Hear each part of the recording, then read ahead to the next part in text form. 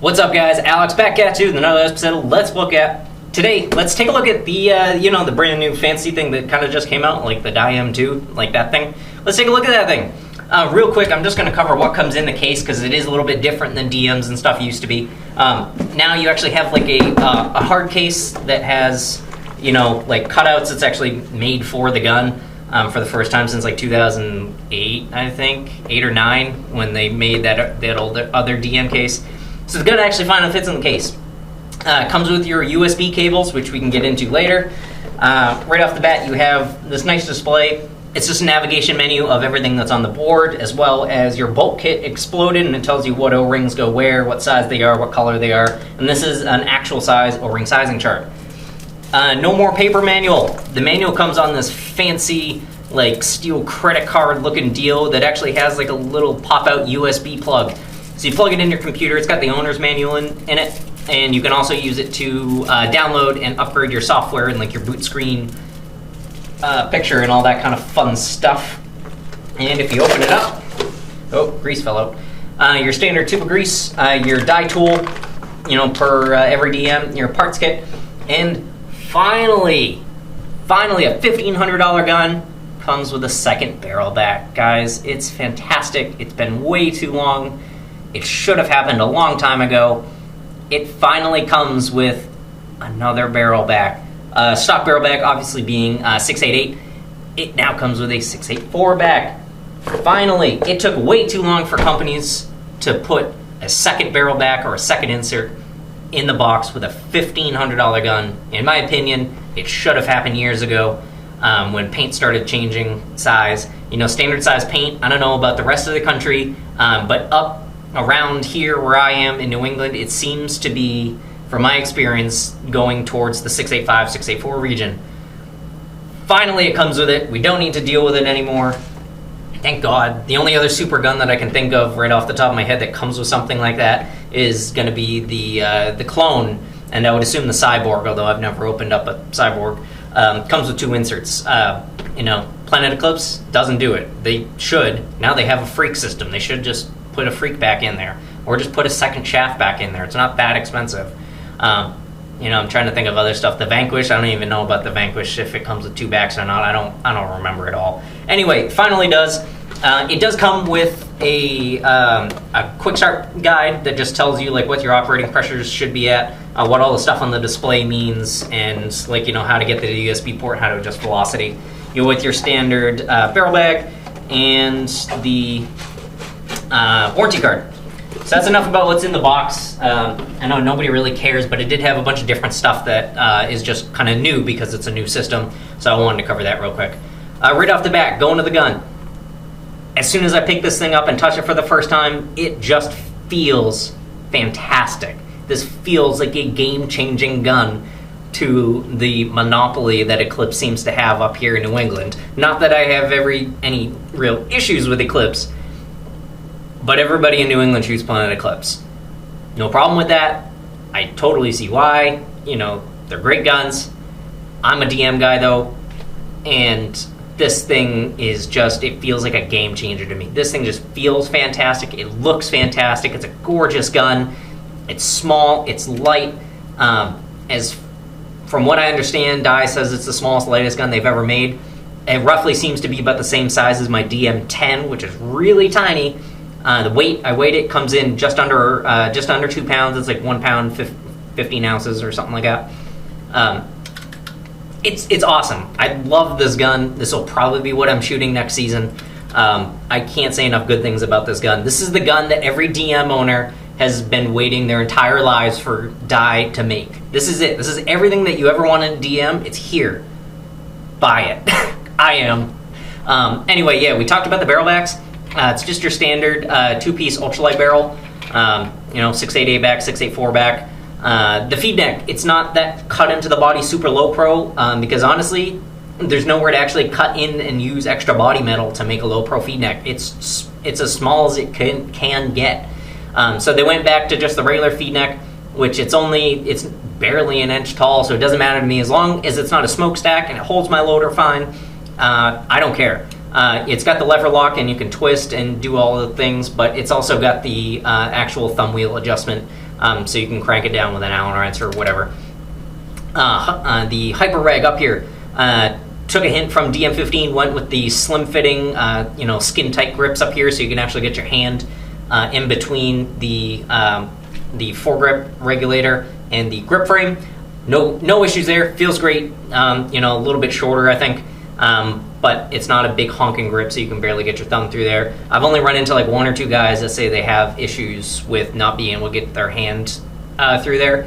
But obviously, I think that's going to be a little bit few and far between.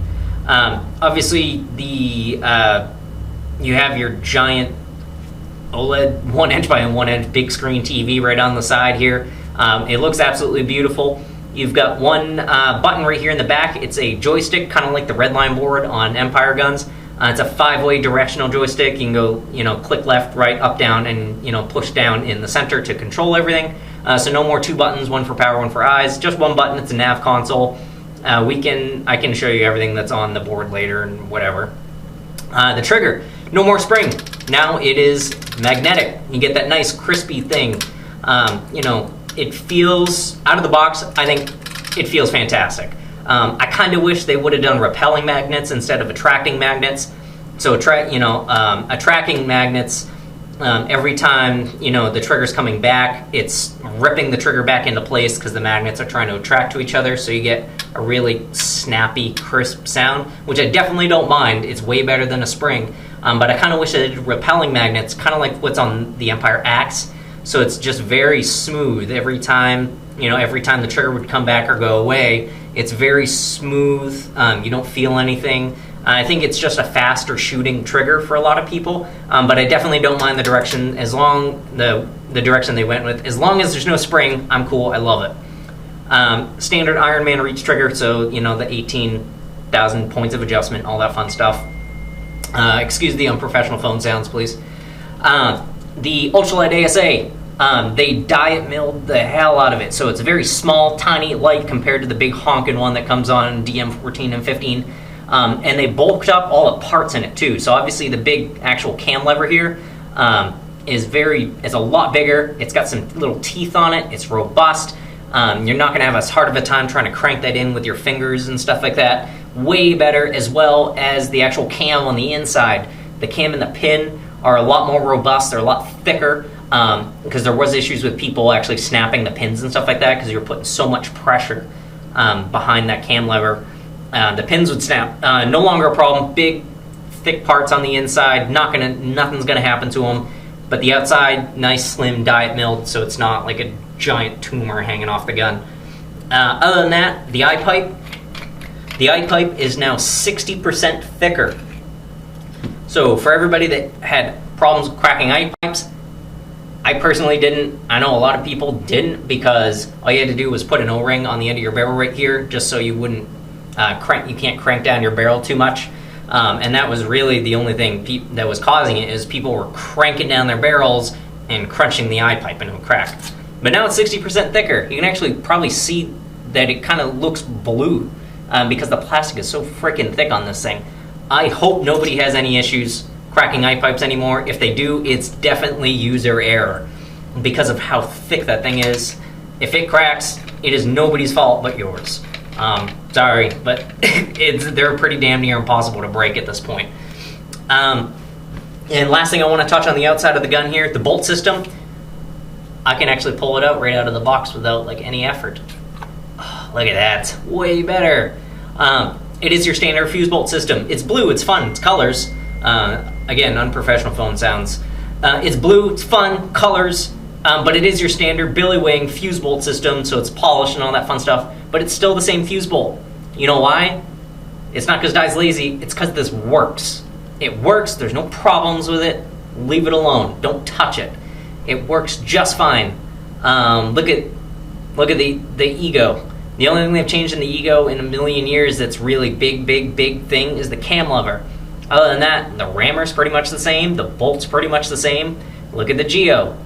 It pretty much hasn't changed except for fine tuning and kind of honing down really specific things on the individual parts, but all the parts are still there. It's all the same parts. It literally is just a smaller, better, lighter version of itself. And almost every gun is like that if you really look at it. Like, how many times has anybody come out with a gun, called it the same thing, but it's a completely different bolt design?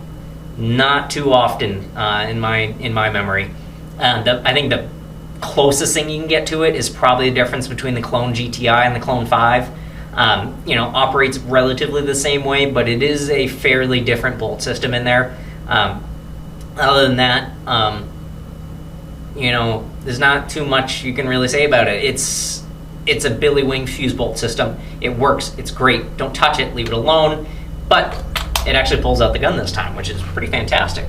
Other than that, I can't say enough good things about this gun. I love this gun. It feels great. It looks great. I haven't shot it. I'm going to assume that it shoots great. I might have one to shoot here like next weekend or something like that, and I will definitely let you know how that goes. Other than that, that's all I got to say about really the outside of the gun, the features, the changes. That's what's going on with it. Praises, and praises. Finally, Dye did what everybody wanted them to, and I love them for it, and I'm going to shoot this gun next season, no questions asked.